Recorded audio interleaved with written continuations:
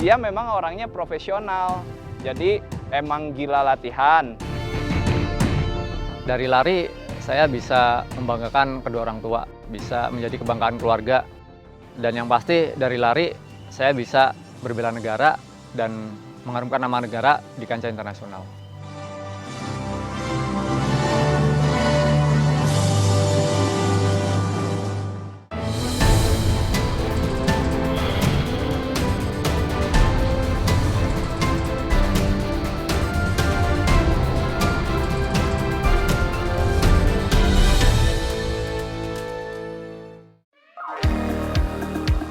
Pelari jarak jauh Agus Prayogo kembali mempersembahkan medali untuk kontingen Indonesia. Bangganya, kali ini Agus meraih medali emas dari nomor lari 10.000 meter di Stadion Bukit Jalil, Jumat malam. Pria kelahiran Bogor 23 Agustus 1985 ini telah malah melintang di dunia atletik, khususnya lari jarak jauh. Di Asia Tenggara, Agus Prayogo adalah rajanya. Baik di nomor 5.000 meter, 10.000 meter hingga full maraton 42,195 km.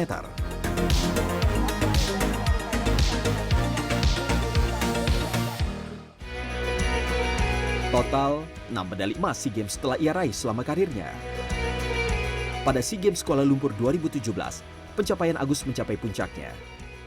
Selain meraih emas di nomor 10.000 meter, Agus juga mengoleksi perak dari nomor maraton dan 1 medali perunggu di nomor 5.000 meter.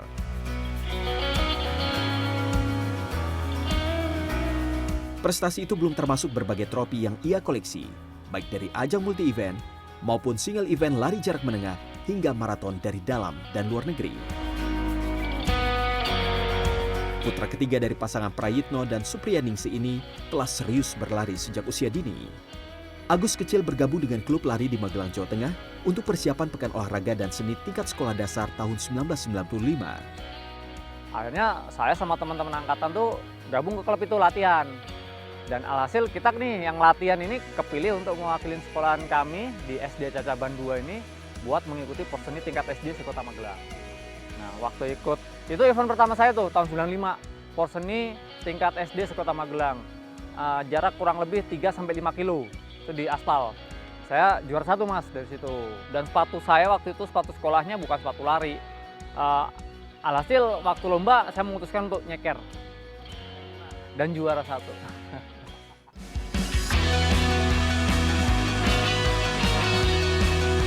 Prestasi Agus yang juga adik dari mantan pelari nasional Sintawati ini terus melesat hingga menjuarai ASEAN School Game pada nomor lari 1.500 meter, 5.000 meter, dan 10.000 meter. Kalau untuk ASEAN School itu kan dari kelas 1 SMA, itu pertama kali ikut di Thailand, dapat medali emas. Yang berikutnya di tahun kedua, 2002, medali emas. Di tahun ketiga, 2003, medali emas. Jadi 3 medali emas berturut-turut. Potensi Agus dilirik pelatnas. Sayang, ia gagal moncer saat debutnya di level senior. Agus terdegradasi dari pelatnas karena gagal bersaing. Sejak kecil hingga dewasa bergelut di dunia yang sama nyaris tanpa jeda, sempat membuat Agus mengalami titik jenuh. Sayangnya fase itu terjadi ketika Agus berada di pelatnas bersama dengan atlet-atlet senior. Prestasi yang tidak secemerlang seperti di masa junior, kuliah yang kadung ditinggalkan dan tak adanya pekerjaan tetap sempat membuat Agus hengkang dari lintasan lari. Tapi tahukah Anda kemana Agus saat tidak berada di lintasan ini? Ketika pulang kampung, ya saya ngerasa punya sedikit tabungan. Akhirnya saya ini ketemu sama teman-teman seangkatan saya, bikin geng motor nih, saya beli motor tahun 2005. Tapi begitu saya dengar dia mau touring ke Bali, nah situ saya langsung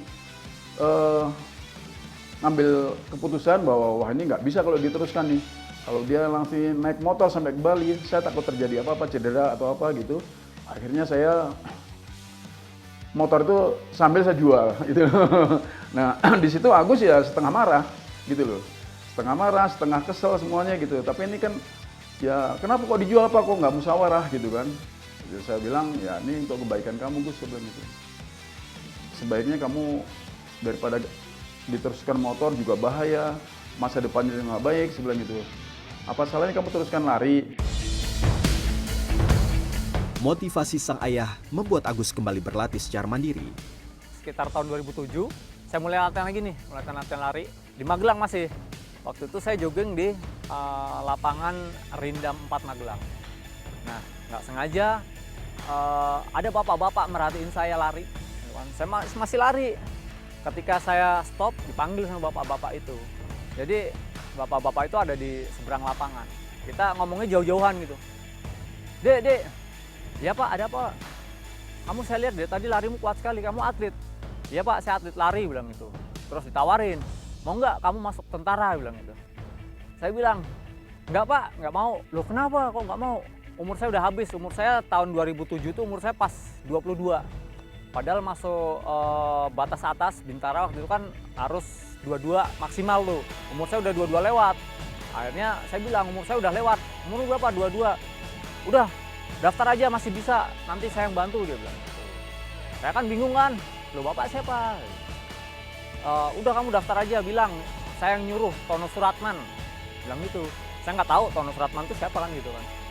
Akhirnya waktu saya pulang, saya cari informasi lah. Ternyata Tono Suratman ini adalah Jenderal Bintang 2, jabatannya waktu itu Aspam Kasat. Tawaran dari Tono Suratman yang kemudian menjabat sebagai ketua KONI itu tak Agus sia-siakan. Setelah 2007 saya daftar nih. Lulus lah karena dapat rekomendasi dari beliau. Ketika masuk pendidikan 1 tahun, lulus tahun 2008. 2008 saya berdinas di Secapa Angkatan Darat, latihan nih. Alhasil ikut ke Jurnas, masuk Seleknas untuk tim SEA Games 2009 di Laos. Ceritanya seperti itu. Ketika berangkat ke Laos, tanpa diduga, tanpa ditarget, saya kan tim underdog nih sebelumnya, langsung dapat medali emas di nomor 10.000 meter.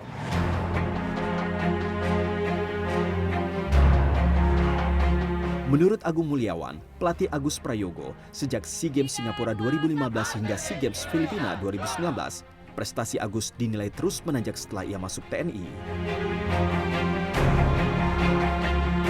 Fisik dan mental bertanding Agus digembleng di Pusat Pelatihan Nasional Lari Jarak Jauh di Pangalengan, Kabupaten Bandung. Waktu 2015 dipersiapkannya nomor 5.000 dan 10.000. Dan kebetulan Vietnam juga lagi kuat, perkembangannya lagi bagus. Sehingga ya di sini benar-benar habis-habisan juga digemblengnya gitu sampai dia kurus banget. Terus nah di dataran tinggi itu oksigennya kan tipis. Kemudian setiap 1.000 kaki itu performa VO2 max turun 2%. Nah, itulah yang diambil keuntungannya.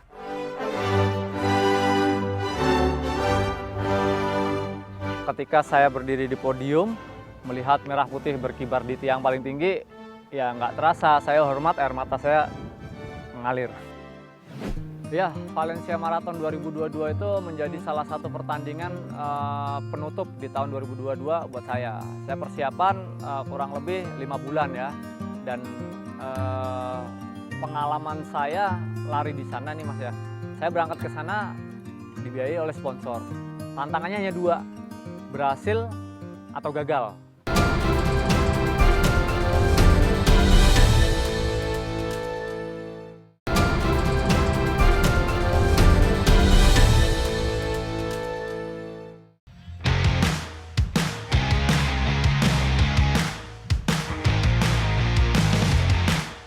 Nah, semakin kesini kok persaingan di 5.000, 10.000 kok semakin ketat, sedangkan usia saya kan makin bertambah.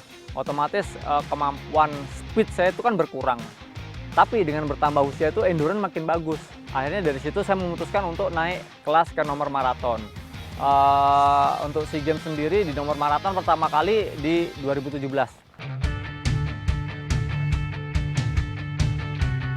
Selain persaingan semakin ketat, Agus juga sudah memecahkan rekor nasional di nomor lari jarak pendek hingga menengah.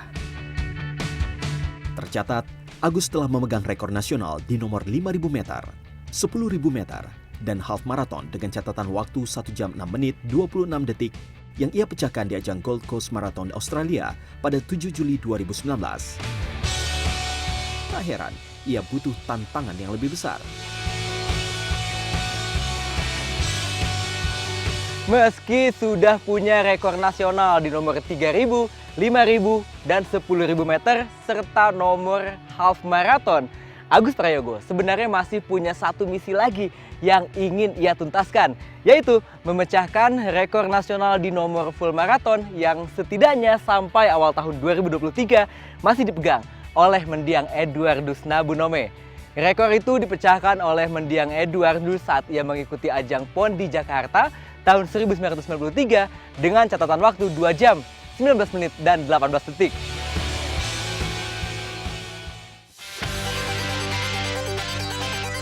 Catatan waktu terbaik Agus Prayogo di nomor maraton adalah 2 jam 21 menit 09 detik di Seoul, Korea Selatan tahun 2017. Pada Desember 2022, Agus coba menuntaskan misinya untuk mengalahkan rekor Eduardus Nabunome dengan mengikuti ajang prestisius Valencia Marathon di Spanyol.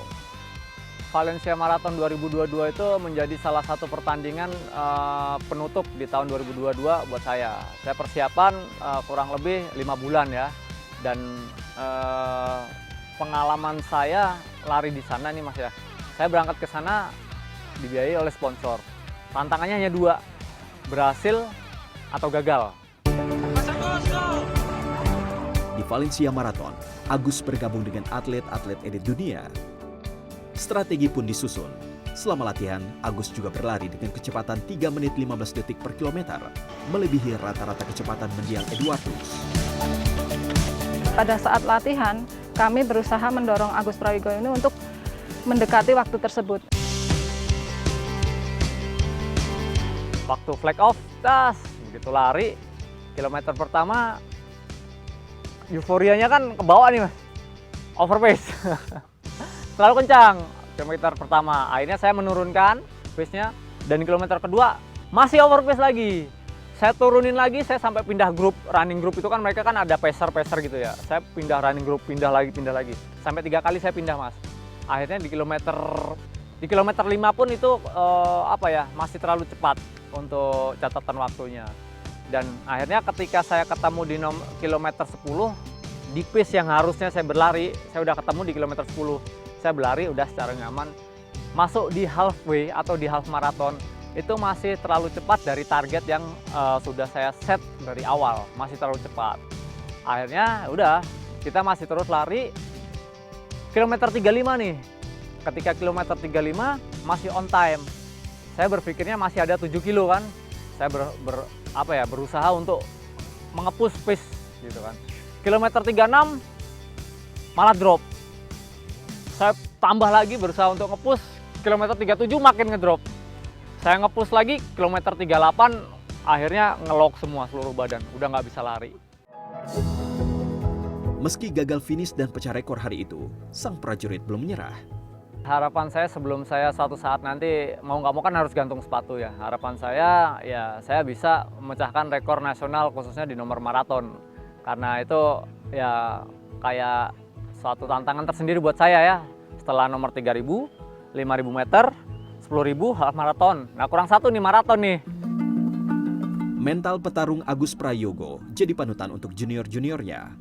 Pelari jarak jauh berusia muda Roby Shanturi yang saat ini menjadi salah satu andalan tim nasional atletik mengambil banyak pelajaran dari sosok Agus. Di lapangan ya sebagai panutan kita, di mana Mas Agus ini selalu mengarahkan kita tentang berlatih dengan cara lari yang benar, ataupun belajar main pace, jangan terlalu emosi. Dan yang pastinya sih selalu memberikan arahan bagaimana menyelesaikan program sebaik mungkin. Tapi kalau untuk di luar lapangan ya seperti saya anggap abang saya sendiri dan selalu mengarahkan bagaimana cara menjaga kondisi dengan baik, jangan terlalu banyak main.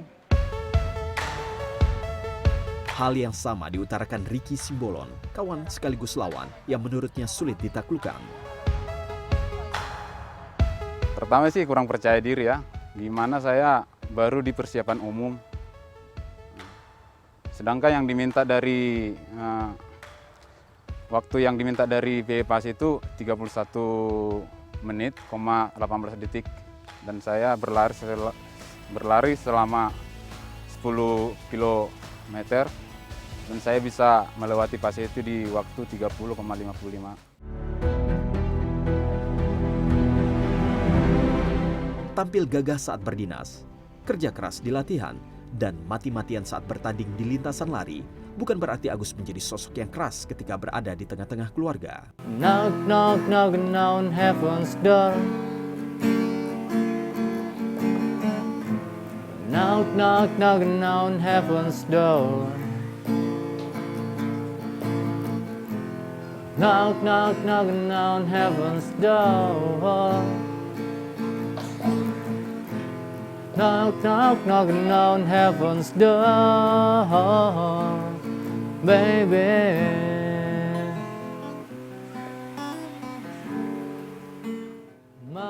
Sang pelari yang mahir memainkan gitar ini adalah sosok hangat ketika berada di rumah.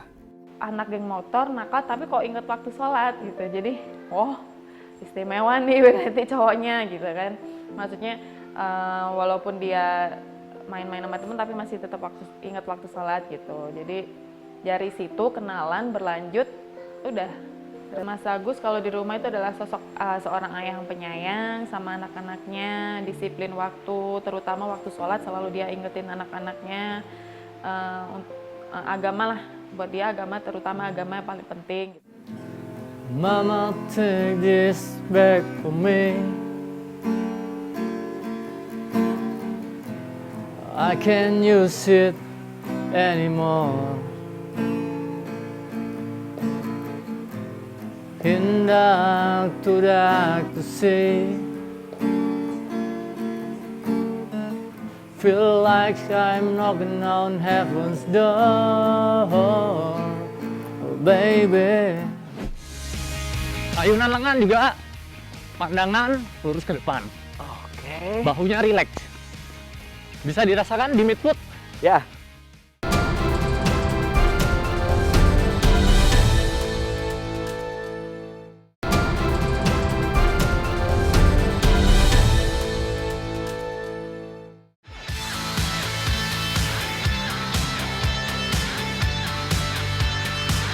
Kapan lagi lari bareng, plus dilatih Raja Lari Jarak Jauh se-Asia Tenggara? Kesempatan langka ini tentu tidak boleh dilewatkan. Ajarin dong Mas gerakan-gerakan dasarnya biar lari itu kita jadi efektif gitu. Oh ya, oke, boleh. Kita akan bicara soal teknik dasar berlari gitu ya Mas ya. Jadi intinya semakin kita berlari dengan teknik dasarnya benar, maka kita akan berlari lebih efisien. Otomatis energi yang dikeluarkan akan lebih hemat energi istilahnya seperti itu. Dan jarak pencapaiannya akan lebih jauh lagi. Oke, gerakan-gerakan basicnya Mas, coba bisa didemonstrasikan gak nih? Sekalian ajarin saja langsung Mas. Boleh. Jadi intinya gini Mas, lari itu menggunakan bola kaki bagian depan. Oh, yang depan sini ya? Posisinya ada di sini saat berlari. Gitu ya, tumpuannya ada di sini, bukan menggunakan tumit. Walaupun ada beberapa sebagian pelari yang masih berlari menggunakan landing atau saat tumpuan menggunakan tumit. Nah, ini kita belajar menggunakan bola-bola kaki untuk yang pertama mengurangi resiko cedera. Yang kedua, ya tadi yang udah saya sampaikan, berlari lebih efisien. Jadi kita akan berlatih running ABC drill dengan tumpuan berada di bola-bola kaki atau di midfoot, di middle foot. Oh, di tengah ya berarti ya? Ya, betul. Ayo kita coba Mas. Yang pertama adalah gerakan A ya Mas ya. Ini hike itu diangkat. Gitu ya, diangkat. Ini sejajar atau rata-rata air, gitu Mas ya. Tumpuannya di mana Mas? Di tengah. Di midfoot. Midfoot. Oke, mari kita lakukan gerakan yang pertama. Mas. Seperti ini. Ayunan lengan juga, pandangan lurus ke depan. Oke. Bahunya rileks. Bisa dirasakan di midfoot? Ya. Ya. Pertahankan. Setelah jarak kurang lebih 20-40 meter, langsung kita sprint Mas. Berlari.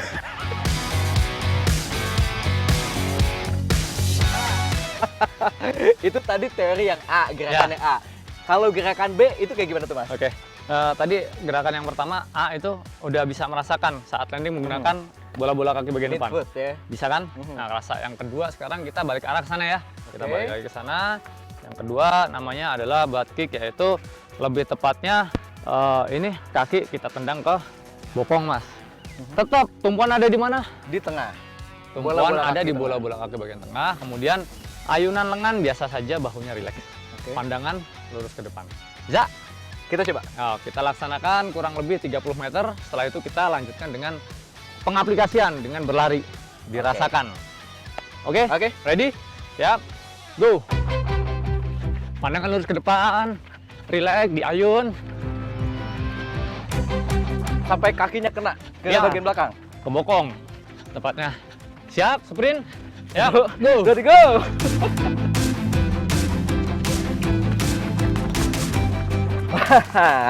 Udah 2 gerakan nih Mas Agus. Gerakan A, gerakan B, lumayan sudah bisa diaplikasikan ya. Nah, sekarang kalau gerakan yang ketiga nih, gerakan C itu kayak gimana? Nah, gerakan C yaitu namanya leg strike atau dilempar ke depan Mas kaki Mas. Dilempar ke depan? Lempar ke depan. Ini bisa kita lari langsung panjang gitu, tapi kita menggunakan yang pendek aja. Seperti ini. Tumpuan tetap ada di bola-bola kaki bagian depan, kemudian ayunan lengan seperti biasa, bahunya rileks aja, pandang lurus ke depan. Nah, gerakan itu kan ada 3, tadi dilakukan berapa kali repetisinya dan biasanya dilakukan dalam jarak berapa meter tuh? Kalau mau melakukan dalam sesi latihan khusus, bisa dilakukan 4-5 kali repetisi atau pengulangan dengan jarak 20-30, kemudian dilanjutkan dengan sprint. Lari sprint. Sebenarnya nggak jauh ya? Nggak jauh, cuman harus sering. Tapi kalaupun tidak ada di sesi khusus, bisa diselipkan dalam sesi warming up atau pemanasan sebelum memasuki program latihan inti. Selain menjalani hari-hari sebagai atlet, sejak tahun 2020, Agus mulai merintis wadah kepelatihan sebagai bekalnya ketika nanti sudah gantung sepatu. Saya bikin tim Aspro. Apa tuh? Tim Agus Prayogo. Nah, seperti itu. Jadi gini Mas, bisa dibilang usia saya kan sudah tidak muda lagi. Mau nggak mau nanti pada waktunya saya harus gantung sepatu atau pensiun dari atletik, khususnya jadi atlet. Nanti saat selesai menjadi atlet, saya mau nggak mau kan harus menjadi pelatih. Nah ini tim Aspro ini masa transisi atau mempersiapkan saya untuk menjadi atlet di kemudian hari. Oh, jadi tim Aspro itu adalah wadah kepelatihan gitu? Ya, belajar bareng-bareng lah, menjadi wadah untuk beberapa teman-teman atau anak-anak muda yang mungkin ingin menjadi atlet ataupun juga mempersiapkan untuk mendaftar instansi gitu. Karena dari situ ada beberapa yang udah berhasil masuk ke militer. Tim Aspro yang baru dibentuk kurang dari 2 tahun telah memiliki cukup banyak anggota. Tren lari memang terus meningkat, termasuk lari maraton di seluruh dunia. Tim Aspro, semangat juara! Survei yang dilakukan Strava menunjukkan tren maraton naik hingga 3,7 kali lipat pasca pandemi COVID-19. Sementara di Indonesia, sejumlah kalangan mulai menganggap lari bukan lagi sekedar olahraga, melainkan gaya hidup. Melanie Putria misalnya, publik figur yang citranya kini mulai dikenal sebagai pelari meski bukan dari kalangan atlet. Bagaimana tidak, wanita yang awalnya berlari untuk menghilangkan depresi pasca melahirkan ini telah mengikuti ajang lari maraton di 9 kota dunia. 6 di antaranya merupakan ajang maraton bergengsi. Melanie pun sudah mengoleksi medali dari Six Stars World Marathon Major. Konsistensi yang aku miliki itu berbuah manis. Dilihat nih sama brand, dilihat sama produsen minuman kesehatan, produsen sepatu bahwa si Melanie ini konsisten banget lari ya. There's something about running yang kita nggak tahu, mungkin gitu kali di pikirannya. Terus mulailah mendekat ke aku, mulai menggandeng tanganku untuk sama-sama kolaborasi, kita gedein lari yuk di Indonesia. Jadilah aku sekarang memiliki sumber nafkah dari lari yang tadinya hobi, tadinya hanya jatuh cinta karena baby blues, jadi sekarang menjadi mata pencaharian gitu berlari untuk aku.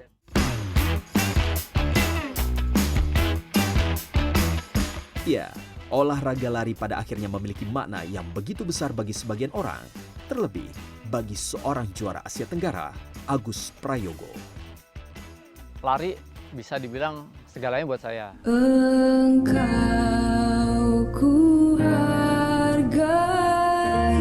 Dari lari saya bisa membanggakan kedua orang tua, terus bisa menjadi kebanggaan keluarga, dan yang pasti dari lari saya bisa berbela negara dan mengharumkan nama negara di kancah internasional.